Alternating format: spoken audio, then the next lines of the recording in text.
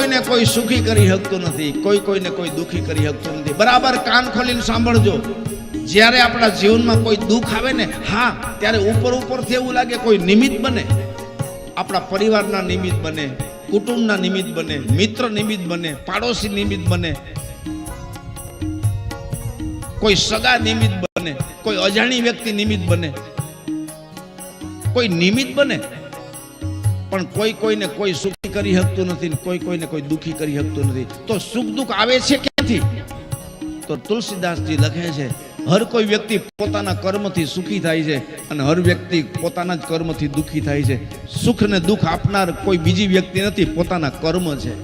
હર કોઈ વ્યક્તિ પોતપોતાના કર્મને હિસાબે દુખી, કર્મને હિસાબે સુખી છે. એટલે જ્યારે જીવનમાં સુખ આવે ને, ત્યારે યાદ રાખજો તમારા કર્મને હિસાબે જ સુખ મળ્યું છે. અને જીવનમાં દુઃખ આવે ને, ત્યારે કોઈને કહેતા નહીં, તમારા જ ઘરના મંદિરમાં ભગવાનને હાથ જોડીને સ્વીકારી લેજો કે મારા જ કર્મનું પરિણામ છે. અને બીજું કે કર્મ ભોગવવાનું વારો આવે ને ત્યારે મોરા ન પડતા, કર્યા છે તો પ્રેમથી ભોગવી લ્યો, અને ભોગવા સિવાય એમાં કોઈ રસ્તો જ નથી. ત્યાં સુધી કપાય જ નહીં, એમાંથી છટકાય